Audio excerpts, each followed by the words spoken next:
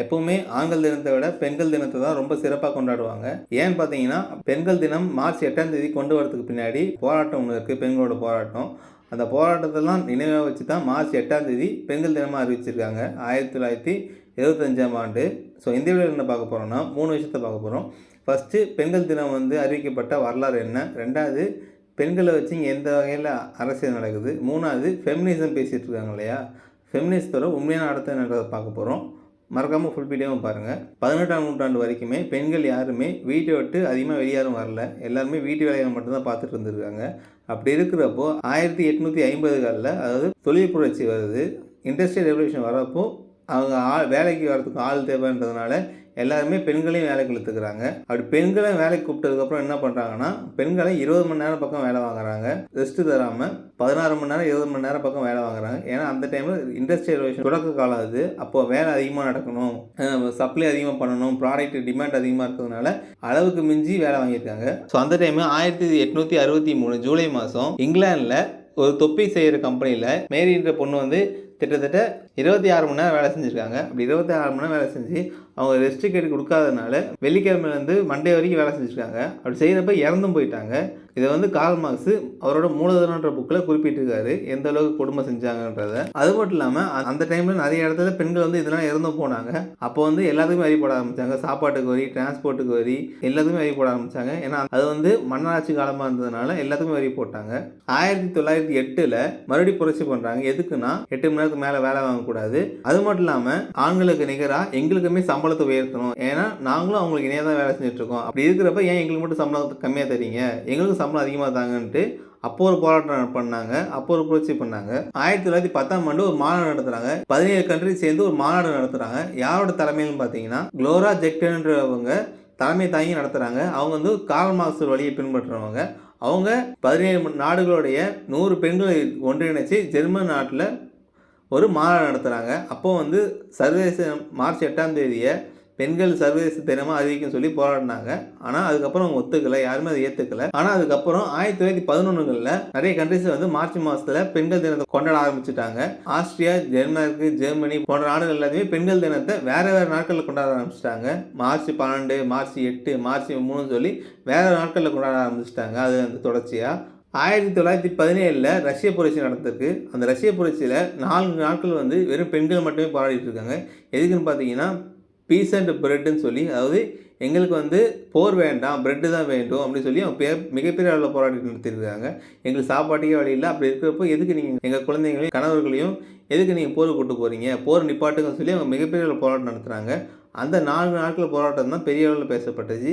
அந்த போராட்டம் எப்போன்னு பார்த்தீங்கன்னா மார்ச் 8ஆம் தேதி டைமில் நடந்தது. ஸோ மார்ச் 8ஆம் தேதி நடந்ததுனால தான் 1975 யுனைடெட் நேஷன் மார்ச் 8ஆம் தேதியை பெண்கள் தினமாக அறிவிச்சிட்டாங்க, சர்வதேச பெண்கள் தினமாக. அதனால தான் உமன்ஸ் டேவை எல்லாம் இவ்வளோ செலிப்ரேட் பண்ணுறாங்க. அது மட்டும் இல்லாமல் ஒரு நாட்டுக்கும் உமன்ஸ் டேவை வேறு செலிப்ரேட் பண்ணுவாங்க. ரஷ்யாவை பொறுத்தளவுக்கு மகளிர் தினம் அன்னைக்கு அன்றைக்கி கவர்மெண்ட் ஹாலிடே, சைனாவை பொறுத்தளவுக்கு மகளிர் தினம் அன்னைக்கு ஆஃப் டே லீவ் அவங்க மகளிருக்கு மட்டும். அமெரிக்காவில் அந்த மார்ச் மாதத்தை மொத்தமாக மகளிர் மாதம் சொல்லி சொல்கிறாங்க. ஸோ இப்படி பல நாடுகள் மகளிர் தினத்தை சிறப்பாக கொண்டாடிட்டு இருக்காங்க மார்ச் 8ஆம் தேதியை. ஸோ இது வெளிநாட்டில் நடந்தது. ஸோ நம்ம ஊரில் நடந்ததுன்னு கேட்டால் நம்ம ஊர்லேயும் பெரிய அங்கங்கே புரட்சி நடந்தது தான். ஃபஸ்ட்டு உடன்கட்டை ஏறுதல் இருந்தது. அது உடன்கட்டை ஏறுதலேருந்து மாறி விதவைன்ற ஒரு நிலைக்கு வந்தது, கல்யாணம் ஆனவங்களாம்.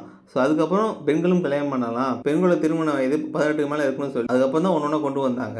அதனால தான் பெண்களோட தினத்தை எல்லாருமே இவ்வளோ சிறப்பாக கொண்டாடிட்டு இருக்காங்க ஆண்களோட தினத்தை விட. ஏன் அதுக்குன்னே ஒரு தனி வரலாறு இருக்குது. அவங்க அப்போலேருந்து எல்லாத்தையும் போராடி தான் வாங்கிட்டு இருந்திருக்காங்க. ஸோ அடுத்து என்னன்னு பார்த்தீங்கன்னா, முன்னாடி இந்த காலகட்டத்திலேருந்து இப்போ வரைக்குமே மதமாக இருந்தாலும் சரி, பொருளாதாரமாக இருந்தாலும் சரி, அரசியலாக இருந்தாலும் சரி, எல்லாருமே பெண்கள் சார்ந்தா நடந்துட்டு இருக்கு. டைரக்டர் ராம் அவர்கள் ஒரு இன்டர்வியூ சொல்லுவார். என்ன சொல்லுவாருன்னு பார்த்தீங்கன்னா, மதம் எதை சொல்லிட்டுனா மதம் பெண் எப்படி ட்ரெஸ்ஸு போடணும், பெண் எப்படி நடந்துக்கணும், பெண் எதை பேசணும், பெண் எதை பேசக்கூடாதுன்றது தான் மதம் சொல்லித்தருது. ஸோ அது மாதிரி தான் மதம் எதை பேசுதுன்னா, மதம் வழிபாடு எல்லா மதத்துலேயும் பெரும்பாலானது பெண்ணை சார்ந்து தான் இருக்குது. உடையாக இருந்தாலுமே அது பெண்ணை சார்ந்து தான் இருக்குது. கலாச்சாரமும் ஒரு பெண்ணை சார்ந்து தான் இருக்குது. ஒரு பெண்ணை தப்பு பண்ணிட்டாங்கன்னா அது கலாச்சார சீர்கேடான்னு சொல்லி சொல்கிறாங்க. அதே தப்பாக பையன் பண்ணால் கூட அது அந்த அளவுக்கு பெருசாக பாதிக்காது. ஒரு பெண்ணு தப்புனா அந்த குடும்பத்தையே பாதிக்குன்றது அப்போ காலகாலமாக சொல்லிட்டு இருக்காங்க. ஸோ எல்லாமே ஒரு பெண்ணை சார்ந்து தான் இருக்குது. கௌரவமாக இருந்தாலும் சரி, கலாச்சாரமாக இருந்தாலும் சரி, அது பெண்ணை சார்ந்து மட்டுமே தான் இருக்குது, மதமாக இருந்தாலும். அடுத்தது பொருளாதாரமே பெரும்பாலானது பெண்களை சார்ந்து மட்டுமே தான் இருக்கும். ட்ரெஸ்ஸு, வீட்டுக்கு தேவையான பொருட்கள்லாம் எப்போவுமே டிவியை பொறுத்தளவுக்கு காலையில் 6 மணிலேருந்து 10 மணி வரைக்குமா இருக்கட்டும், இல்லை சாயந்தரம் 6 மணிலேருந்து நைட்டு ஒரு 10 மணியாக இருக்கட்டும், எல்லாமே மேக்ஸிமம் வீட்டுக்கு தேவையான பொருட்களாக மட்டும்தான் ஆட் போட்டுட்ருப்பாங்க. ஏன்னா அது இப்போ தான் பெண்களை கவரணுன்றதுனால அந்தமாரி தான் ஆட் போட்டுட்ருப்பாங்க. ஸோ பொருளாதாரம் பெண்கள் சார்ந்து தான் இருக்குது. அடுத்தது அரசியல் எடுத்தாலுமே அரசியல் உலக அளவில் எல்லாருமே பெண்கள் சார்ந்து மட்டுமே தான் வச்சுருப்பாங்க. அது நம்ம ஊரில் எக்ஸாம்பிளில் பார்த்தீங்கன்னா ஃபஸ்ட்டு போன எலெக்ஷனில் மது ஒழிப்புன்னு சொல்லி கொண்டு வந்தாங்க. அது பெண்கள் சார்ந்து பெண்களுக்கு தேவையான ஒரு ஸ்கீமாக தான் கொண்டு வராங்க. பெண்களுக்கு 1000 ரூபா கொடுக்குறதா இருக்கட்டும், நலத்திட்டமாக இருக்கட்டும், பெண்களுக்கு மட்டும் ஃப்ரீ பஸ்ஸாக இருக்கட்டும், அது இங்கே மட்டும் இல்லை, கர்நாடகாலையும் இருக்குது. ஸோ அமெரிக்கா, ஜெர்மன் எல்லா இடத்துலையுமே அவங்க ஓட்டு அரசியலுக்காக மேக்ஸிமம் பெண்கள் சார்ந்து தான் வச்சுருப்பாங்க. ஸோ அது மட்டும் இல்லாமல் சோஷியல் மீடியாவில் நீங்கள் பார்த்தீங்கன்னா எல்லாம் பொதுவாக சொல்கிறது ஒரு பொண்ணு வந்து வீடியோ போட்டால் சீக்கிரம் ஃபேமஸ் ஆகிடலாம் அப்படின்றது. ஆனால் ஃபேமஸ் ஆகிறதுக்கு யார் காரணம் பார்த்தீங்கன்னா அங்கே ஒரு பையனாக தான் இருப்பான். அது கம்ப்ளைண்ட் மட்டும் ஒரு பையனாக தான் இருப்பான். இதே சோஷியல் மீடியாவில் ஏதாவது பொண்ணு கெட்ட பேர் வந்துச்சுன்னா அது வைரலாக பரவும். ஆனால் அதே சோஷியல் மீடியா பையன் வந்து தப்பு பண்ணிட்டான்னா அவ்வளோ பேர் எந்த அளவுக்கு பரவாது. இப்போ ரீசெண்டாக கூட ஒரு ஆக்ட்ரஸோட வீடியோ ப்ரைவேட் வீடியோ லீக் ஆனப்போ எல்லாருமே அந்த ஆக்ட்ரஸ் தான் பற்றி பேசியிருப்பாங்க தவிர அந்த பையனை பற்றி யாரும் பேசலை. ஸோ எல்லாத்துலேயுமே பெண்களை தான் முன்னுரிமை கொடுத்துட்டு கலாச்சாரம் எல்லாத்துலேயுமே அவங்கள தான் முன்னிலைப்படுத்தி வச்சுட்ருக்கோம். அவங்க தான் புனிதமானவர்கள், கடவுள் நிகரானவங்கன்னு சொல்லி அவங்க மேம்படுத்தி எல்லாத்துக்கும் சொல்லிட்டு இருக்காங்க. ஸோ இந்த காரணத்தினாலே பெண்கள் வந்து அவங்களுடைய உணர்ச்சியவோ இல்லை கனவையோ இல்லை உரிமையை வெளியே சொல்லி கேட்க ஆரம்பிச்சிட்டாங்கன்னா அந்த பெண் வந்து ஒன்று சமூகத்தால் கெட்டவங்கன்னு சொல்லி அறிமுகப்படுத்தப்பட்டுருவாங்க.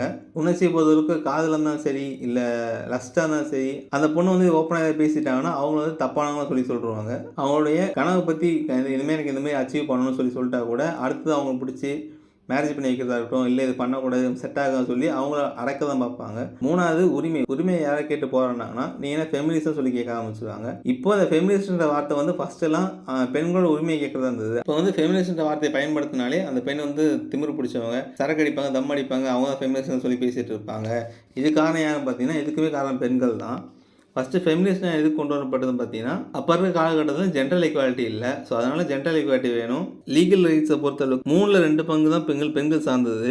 சேலரியை பொறுத்தளவுக்கு பெண்களை விட ஆண்கள் 20% அதிகமாக வாங்குறாங்க. ப்ரொமோஷன் எதனா பண்ணணும்னா அந்த பெண்களை விட ஆண்களுக்கு தான் ஃபஸ்ட்டு ப்ரிஃபரன்ஸ் கொடுப்பாங்க. ஸோ இதெல்லாம் மாற்றணுன்றதுக்காக தான் ஃபெமினிஸ்ட்ன்ற வார்த்தையை கொண்டு வந்தாங்க.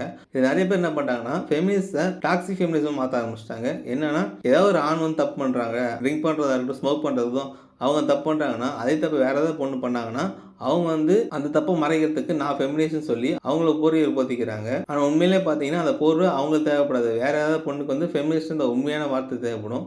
ஆனால் இவங்க பண்ணுற தப்புலாம் பண்ணிவிட்டு அதை வந்து மறைக்கிறதுக்காக ஃபெமினிஸ்ட்ன்ற வார்த்தையை பயன்படுத்திக்கிட்டு அந்த போர்வையை அழுக்காக்கிடுறாங்க. ஆனால் அந்த போர்வை அழுக்காகிட்டு அந்த போர்வையை தேவைப்படுறவங்களுக்கு கொடுக்குறப்போ அந்த தேவைப்படுறவங்களுக்குமே அந்த முத்திரை தான் குத்தப்படும். ஸோ ஃபெமினிஸ்ட் வார்த்தை பயன்படுத்தினாலே உரிமைக்காக குரல் கொடுப்பாங்கன்றது மாதிரி அவங்களும் தவறான வழியை சித்தரிக்க ஆரம்பிச்சிருவாங்க. ஸோ தப்பு பண்ணால் யார் தப்புனாலும் தப்பு தான். ஸோ நான் வந்து ஒரு ஃபெமினிஸ்ட்டு அதனால் நான் தப்பு பண்ணுறேன், என்னை கேட்கக்கூடாதுன்னு சொல்லி அப்படின்னு சொல்லி கேட்குறது தப்பு. இன்னொன்று ஒரு சில பேருமே ஃபெமினிஸ்ட்னு சொல்கிறவங்க அவங்களுக்கு மற்ற பெண்களுக்கு ஏதாவது பிரச்சனைனா வந்து கூட நிற்கிறவங்க தான். ஒரு பாட்டு ரிலீஸ் ஆச்சுன்னா கொடி பிடிக்கிறது யாருமே வந்து இப்போ ரீசெண்ட் டைம்ஸில் தமிழ்நாட்டில் நடந்த அண்ணா சிலை கேஸ்லேருந்து அண்ணா யூனிவர்சிட்டி கேஸ்லேருந்து பாண்டிச்சேரியில் அந்த தவளப்பு கேஸ் வரைக்கும் எதுக்குமே குரல் கொடுக்கல. ஸோ அவங்களுக்கு ஒரு பிரச்சனைனா மட்டும்தான் ஃபெமினிஸ்ட்ன்ற வார்த்தையை யூஸ் பண்ண ஆரம்பிக்கிறாங்க.